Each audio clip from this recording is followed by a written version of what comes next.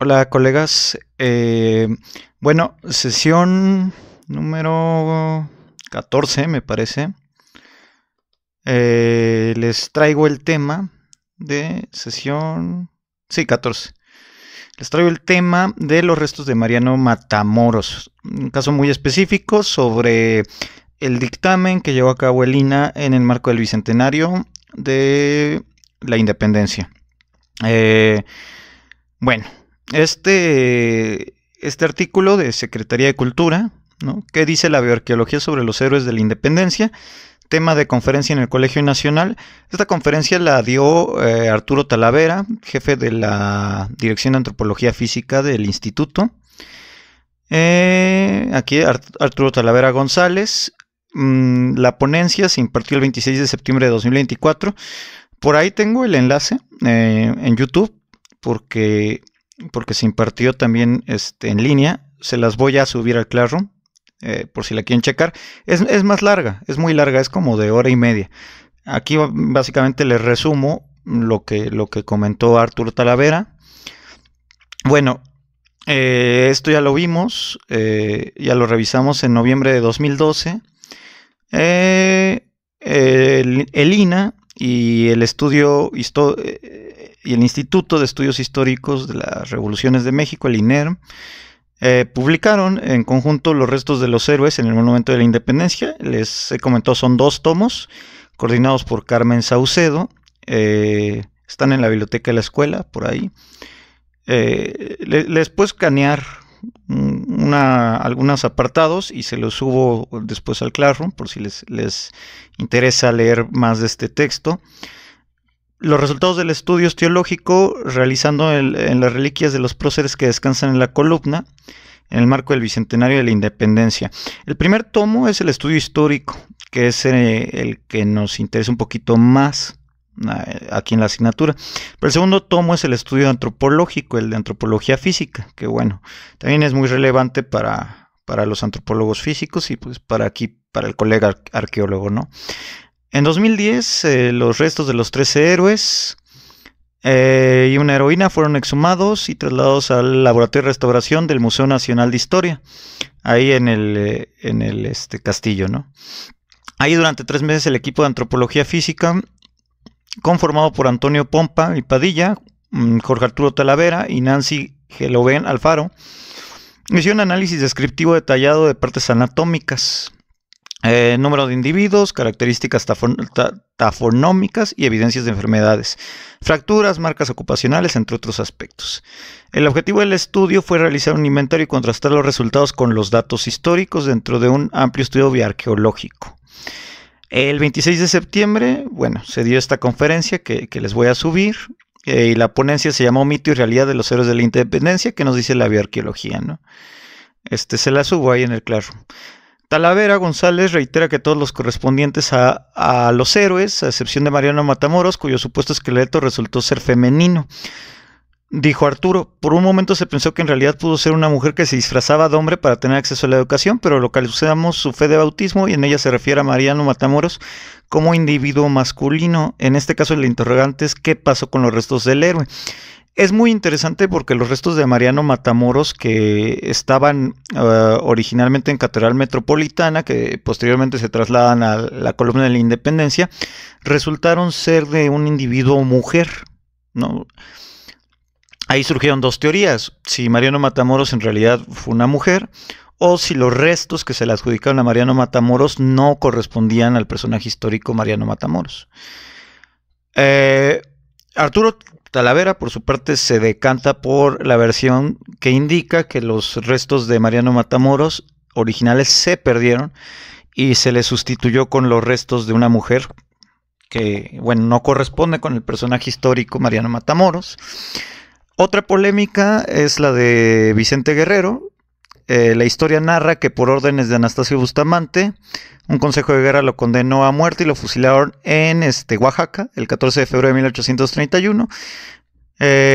Sin embargo, los resultados del estudio de antropología forense no corresponden con un fusilamiento, como nos dice la versión histórica, la versión, la historiografía más común sobre Vicente Guerrero, ¿no?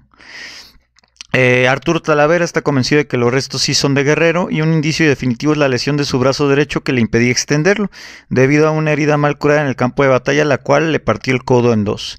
Es la explicación al hecho que en litografías y pinturas regularmente aparece el brazo con el brazo en el pecho al estilo Napoleón Bonaparte, considera.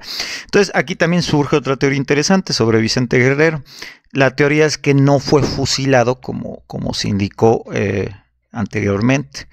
Asimismo, comentó que el esqueleto fue barnizado con laca de olinala, por eso es más oscuro que su cráneo, el cual sí corresponde al de una persona mulata. Por eso se considera que sí los restos corresponden a Vicente Guerrero. En tanto, las marcas de actividad son de un arriero que desde niño montó a caballo, lo cual se corroboró. El antropólogo también está convencido de que no murió fusilado, quizá envenenado o por arma blanca, porque no se hallaron evidencias de disparos. Los estudios tafonómicos, es decir, el estudio de lo que le ocurre a los cuerpos después de la muerte, tanto por cuestiones naturales como culturales, indican que el cráneo de Miguel Hidalgo tiene dos perforaciones por la acción de gotas de agua que escurrieron constantemente de la jaula donde estuvo colgada su cabeza por 10 años, ahí en Guanajuato, ¿no? Los orificios no son de bala porque el impacto estalla el hueso cuando está hidratado y la fractura se irradia. En este caso los orificios se ven craquelados porque el hueso ya estaba deshidratado cuando se formaron, es decir, en una persona fallecida. El único que tiene disparo en la cabeza es el cráneo de José María Morelos, que fue fusilado y le dieron el tiro de gracia. La huella está en el occipital izquierdo. Por último, el exponente expone que en los restos de Nicolás Bravo los estudios de patología se identificaron diabetes mellitus y treponematosis, enfermedad crónica infecciosa comúnmente conocida como sífilis, la cual destruye tejidos y causa inflamación en casi todos los órganos, incluidos los huesos. A razón de esta enfermedad, el antropólogo sugiere que el insurgente pidió una muerte asistida. Fíjense, es muy interesante, porque por ejemplo estos síntomas de sífilis que se le encuentran a Nicolás Bravo, por ejemplo, no se le encontraron a los restos de Cortés, de los que hablamos hace un par de clases. En cambio, a Nicolás Bravo sí se le encontró indicios de sífilis. Curiosamente, al que se le adjudicó sífilis erróneamente, lo vimos hace un par de clases en el capítulo de Cortés. A Cortés se le adjudicó, lo comentamos, incluso Diego Rivera lo pinta en los murales con indicios de sífilis. No parece haber tenido o sus huesos no parecen demostrar esa enfermedad. En cambio, los de Nicolás Bravo, por ejemplo, sí lo indican, ¿no? Bueno, en ese sentido, por ejemplo, tenemos este artículo de La Jornada Este artículo es de 2000. Ahorita les digo, miren, estos son un fragmento son fragmentos de los restos de un momento, de Mariano Matamoros. En esta imagen se observa un fragmento de las suelas halladas en la caja de madera que contienen los rostros atribuidos a Matamoros. Déjenme ver si se ve correctamente la imagen. Sí se ve. Bueno, esta es otra de las urnas con huesos. En el cofre había una botella verde con una etiqueta con la palabra Richards. Estaba tapada con un corcho y sobre esta un lacre rojo Barmellón. En su interior está un documento de la Agrupación Nacional Patriótica de Fiestas Populares de México, fechada en 1921, de acuerdo con el informe de Sara Fernández Mendiola. Fotos tomadas estas son de Lina, ¿no? Directamente. Bueno, vamos a revisar el caso de Matamoros. Este artículo es de 2013, muy poquito después de la publicación del texto que les comenté en un principio, coordinado por Carmen Saucedo. Aquí dice el artículo: el cronista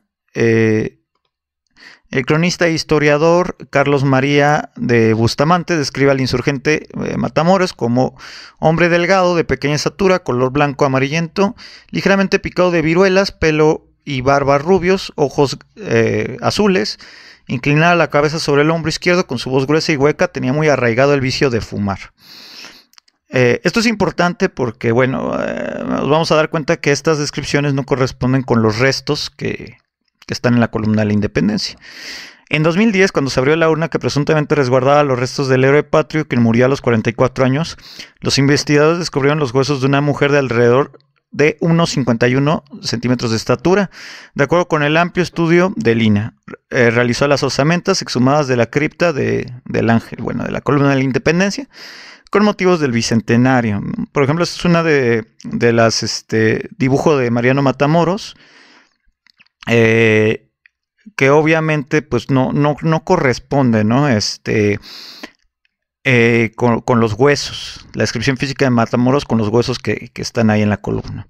En el informe cuya copia tuvo acceso a la jornada por conducto del Instituto Federal de Acceso a la Información, hoy extinto INAI. Lilia Rivero Weber, Coordinadora Nacional de Conservación del Patrimonio de Lina, describe que cuando se abrió esa caja de madera identificada con una placa que dice General Insurgente Mariano Matamoros, héroe de la Independencia Nacional, se observaron unos pocos huesos, una botella con un documento en su interior, un plato metálico y unas suelas de cuero delgadas y pequeñas con el desgaste propio de que fueron utilizadas, un fragmento de tela color negro no mayor de 3 centímetros de diámetro y varios fragmentos de cordón grueso de algodón no muy sucio pero sí deteriorado. Se notó que estos huesos estaban impregnados por un material graso que expelía un olor desagradable. Durante este proceso se observó que uno de los húmeros y el fémur izquierdo no tenían las mismas características que los demás. Estos tenían la superficie bastante exfoliada, su color era más claro y su textura rugosa. El cuero de las suelas estaba atacado por hongos que formaron círculos de color verde y manchas algodonosas color blanco. Por los lados se podía ver cómo el cuero se desprendía en capas a manera de un hojaldre. El informe de antropología física, elaborado por José Antonio Pompa y Jorge Arturo Talavera, además de Nancy Gelovén, detalla que los restos óseos corresponden a un adulto de 40 a 45 años de sexo femenino. No presenta cráneo, solo un fragmento de la rama ascendente del lado derecho de la mandíbula, donde se encuentra presente el proceso caracoides, el ángulo mandibular y el cóndilo, donde se observa un ligero desgaste sobre la cúspide de este, principalmente en su parte externa. El esqueleto se encuentra fracturado e incompleto, en regular estado de conservación, presenta manchas de color verdoso en el omóplato derecho, principalmente en la parte del cuerpo, ¿no? Esa es la parte de antropología física. Ahora, en la urna atribuida a Matamoros, quien fue mano derecha de José María Morelos y de quien se dice no solo solía desnudarse en presencia de otros hombres, también están el húmero de una mujer de entre 19 y 21 años y el fémur de un hombre de edad indeterminada. El dato anterior pues es relevante porque sería muy difícil que Matamoros hubiera sido una mujer que se hiciera pasar por hombre, ¿no? Entonces lo más probable es que los restos atribuidos a Matamoros en realidad son restos de otra persona de sexo femenino, y en realidad los restos de Matamoros se encontrarían pues perdidos. Junto a los restos había una botella de vidrio color verde con una etiqueta con la palabra Richards, ¿no? Tapada con un corcho, esto ya lo mencionamos. Sara Fernández Mendiola dice: la Agrupación Nacional Patriótica de México en la ciudad, a los 5 días del mes de marzo de 1921. Esa estaba fechada la botella. Esto firmada en la capilla de San José de la Catedral de México, donde estaban los restos, ya lo comentamos. Se procedió a trasladar los restos del caudillo de nuestra independencia nacional, el señor cura don Mariano Matamoros y Oribe, de una vitrina perteneciente al Museo Nacional de la Ciudad de México, que fue proporcionada cuando se trasladaron los restos de la cripta de los Reyes en la capilla de San José, en donde actualmente se encuentran depositados a una especial que donó la Secretaría de Gobernación a la Agrupación Nacional de Festejos Populares, etcétera, ¿no? Todo esto, de los traslados que se le hizo a los restos de Matamoros, previo a su llegada a la columna de la Independencia. En un documento titulado Apuntes para una historia de los restos mortales de los héroes de la Independencia, difundido por el INEO, en su página electrónica se explica que el cuerpo de Matamoros fue exhumado en 1823, ante varios testigos que recordaban el sitio exacto de la sepultura, y se encontró todavía con el cuello clerical puesto y algunos vestigios de los pantalones con botones amarillos. El cadáver, continúa el texto, estaba ya deshecho, además de algún pelo que aún mantenía en la corona entre rubio y cano. En 1911, un doctor de nombre José Manuel de la Fuente, al examinar los restos, reportó que Matamoros era delgado, de estatura pequeña. En el mismo escrito se dice que otros investigadores apuntan que Matamoros iba descalzo cuando fue fusilado. El documento del INERM también indica que en 1911 la calavera de Matamoros no fue encontrada porque estaba en posesión del sacristán, quien la devolvió al doctor de la Fuente, pues un ingeniero de obras la había recogido porque la encontró por ahí y temía que los albañiles la profanaran. De la Fuente concluyó que las dimensiones del cráneo eran acordes con los restos encontrados y se la entregó a Cecilio Robelo, director del Museo Nacional. Las dudas y polémica en torno a la identidad y paradero de este caudillo quedaron en manos de los especialistas cuando Luna publique el libro con los informes completos realizados en 2010, que es el libro que les he comentado. Finalmente, por acá tengo este fragmento del libro. Déjenme hacerles la lectura de este apartado sobre los restos de Mariano Matamoros.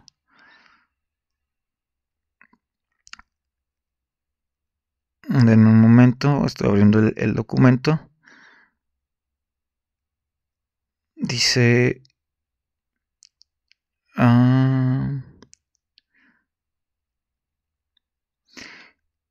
Ahora, lo interesante es que,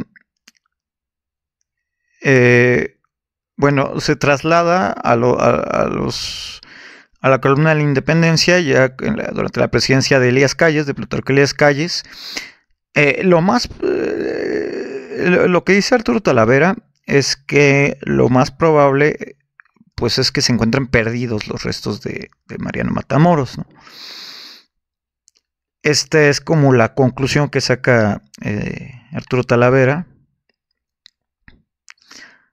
sobre los restos de Mariano Matamoros, ¿no?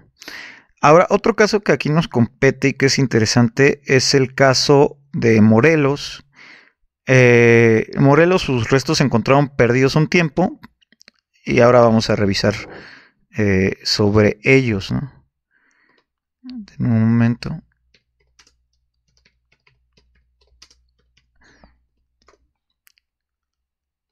Aquí tengo a ver si me abre la página de Revista Sina. Bueno, al menos los restos de Morelos sí pertenecen al personaje histórico, ¿no? Entonces, en ese sentido, bueno, sí es caso distinto al de Matamoros. Ay, creo que está caído el sitio de Lina, porque no me abre.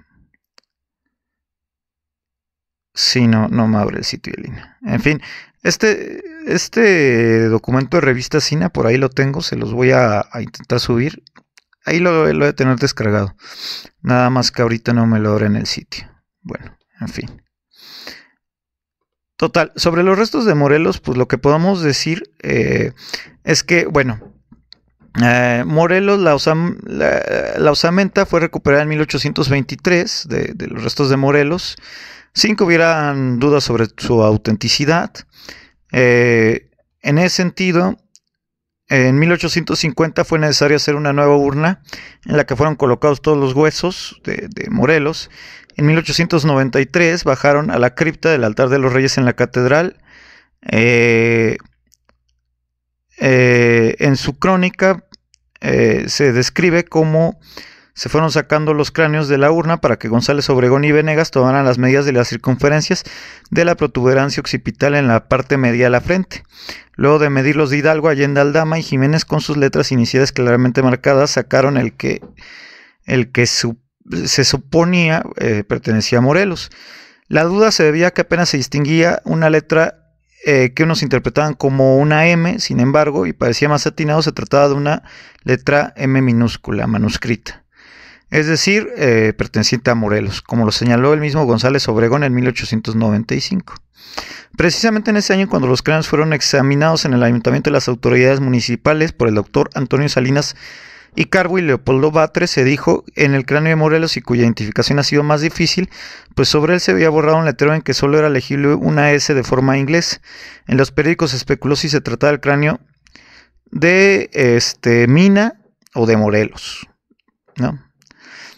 Sin embargo, también nada se mencionaba de los otros cráneos contenidos en la urna, ¿no?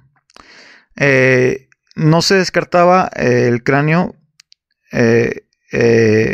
bueno, que fuera el cráneo de Morelos. En 1895 finalmente se decidió el cambio de los restos de la cripta a la capilla San José. Estos fueron llevados al patio de la catedral para su limpieza.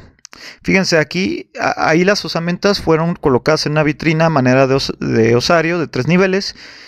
Este criterio de osario histórico definió su colocación en las urnas, quedando el cráneo de Morelos con los de Hidalgo, Allende, Aldama y Jiménez dentro de una sola urna, ¿no? Eso en 1895. Las relaciones entre la Iglesia y el Estado estaban tensas. En 1925, pues es cuando se trasladó los restos de los héroes de al monumento de la Independencia, a la columna. Y bueno, los estudios que se le hacen aquí en el texto de Lina indican que es muy probable que Almonte, el general Juan N. Almonte, que probablemente fue hijo de Morelos, durante sus épocas de poderío, haya bajado secretamente a la cripta de la catedral y haya recogido los restos, pues, de su padre, haciéndolos desaparecer, enterrándolos en algún sitio. Finalmente, estos restos, supuestamente Lucas Alamán y José María Andrade bajaron a la cripta en 1850 para acomodar la nueva urna. Luego entonces Almonte habría sacado los restos de su padre antes de ese año, no precisamente en sus épocas de poderío, según la teoría de González Obregón. A la pregunta sobre los cráneos examinados por él y otras personas en 1893, cuando bajaron a la cripta de la catedral, responde enfáticamente que no eran de Morelos. Sin embargo, más adelante dice, fuimos revisando uno por uno y no pudimos determinar que fueran los correspondientes a Morelos. Finalmente, con este mismo dato, se considera que en 1925, sin que quede claro quién ni cómo, el de Morelos fue separado del conjunto de cráneos que descansaban sobre el cojín de la urna de caoba contenidos en la urna de cristales, que debió ser recortada para que cupiera en el nicho del monumento de la Independencia. Solamente los cráneos de Hidalgo, Allende, Aldama y Jiménez cabían dentro de esta. Los huesos contenidos en la urna, ahí se quedaron. Las urnas fueron colocadas en 3 armones. En el segundo acomodaron la urna negra que contenía el cráneo de Morelos. Es decir, en esta etapa el cráneo de Morelos estaba ya separado del de Hidalgo, Allende, Aldama y Jiménez. Y sus 3 nombres fueron inscritos en la puerta de bronce que resguarda ahí sus restos en el Monumento a la Independencia. El estudio de antropología física dictaminó que que sí corresponden a Morelos, pese a que en algún momento fueron retirados de la cripta el cráneo de Morelos. El cráneo que está en la columna de la Independencia actualmente sí parece corresponder a Morelos, ¿no? Es decir, se le hicieron los estudios propios de antropología física y se dictaminó que las marcas que tenía aquí en la frente, por el tema de sus migrañas y que se ponía esta tela que se le ve siempre en las representaciones históricas, bueno, correspondían con las marcas que tiene el cráneo, ¿no? Ahora, bueno, ese fue como el tema, que fueron retirados en algún punto de su estancia en la Catedral Metropolitana, pero finalmente no se sabe con exactitud en qué momento regresan los restos de Morelos, y actualmente los que se encuentran ahí en la columna de la Independencia sí parecen corresponder al personaje histórico Morelos. Ahora, por último, el caso de Vicente Guerrero es también interesante. Ya se comentó brevemente. En 1925, cuando se ordenó el traslado de los restos de los héroes al monumento, la misma urna con las iniciales de Vicente Guerrero entrelazadas fue extraída de su tumba en el Panteón de San Fernando. Ahí fue diferente, se le exhumó en 1925. Sin embargo, el acta que entonces se dijo fue encontrada dentro de ella, que había colocado Mariano Riva Palacio como testimonio del depósito, no apareció. El conjunto de datos permite asegurar que se trata de Vicente Guerrero. Sus rasgos físicos, las heridas y la certeza de que es la misma osamenta exhumada en 1833 frente a los testigos del entierro permiten afirmarlo así. Sin embargo, hay un solo dato que discrepa. En el examen antropológico no fue encontrada una sola evidencia de la causa de muerte, es decir, que al estar casi completo el esqueleto, ningún hueso presenta impacto de bala por fusilamiento, según se afirmó había sido. Pero no se conoce testimonio alguno de ese fusilamiento, salvo el oficio que así lo notificó, aunque lo que ha quedado de su cuerpo no lo demuestra. Esto está en el texto que les comento de Carmen Saucedo, página 186. En ese sentido, el misterio queda en cómo fue la muerte de Vicente Guerrero. Parece que los restos no corresponden con el fusilamiento de la versión más común. Y les voy a mostrar un par de imágenes que son muy interesantes y de lo que vamos a hablar posteriormente en la clase siguiente. Dejen cambiar la ventana. Déjenme ver si se ve. Fíjense, este es el tratamiento que se le dieron a los restos de los héroes, de los niños héroes, en 1947, en el centenario. Y vean el tratamiento que se le dieron a los restos de los héroes de la independencia cuando se trasladaron al monumento, a la columna de la independencia durante el mandato de Plutarco Elías Calles. Vean cómo fue muy parecido el tratamiento, ¿no? Muy, muy, muy parecido. Y también es muy parecido, este es de los niños héroes de 1947 en el centenario. Y esta es también Plutarco Elías Calles escoltando los restos de los cadetes frente a Catedral Metropolitana. Y esta es la vista del monumento a la independencia en el traslado de los restos de los héroes de la independencia en 1925, ¿no? Entonces, eso es para que vean, por ejemplo, Porfirio Díaz aquí rinde una ofrenda floral ante el monumento anterior de los cadetes, de los niños héroes. Lo vamos a revisar en la última clase, el caso de los niños héroes. Pero vean cómo el tratamiento que se le dio, Obregón depositando una ofrenda floral ante los héroes de la independencia, todavía en Catedral Metropolitana, ¿no? Pero se le dio un tratamiento muy similar, ¿no?, a los héroes patrios de la independencia y de la intervención norteamericana, ¿no? Bueno, entonces, conclusiones. El caso de Mariano Matamoros, todo parece indicar que los restos de Mariano Matamoros en realidad están perdidos.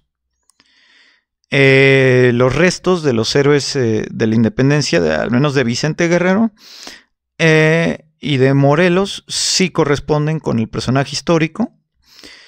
Y bueno, la polémica sobre todo se suscitó en el tema de Mariano Matamoros, ¿no? Les voy a subir la conferencia completa del antropólogo Arturo Talavera. La tengo por aquí, está en YouTube, la dio en el Colegio Nacional. Y si quieren, ahí él habla más a fondo sobre el caso de Vicente Guerrero y de Morelos, ¿no? Aquí lo dejamos por ahora. En la siguiente clase vamos a abordar ya el caso de los cadetes de Chapultepec, que probablemente les va a interesar mucho. Y de eso hice la tesis, entonces ahí ese tema es mi favorito. Bueno, pues los dejo, que tengan excelente fin de semana, colegas.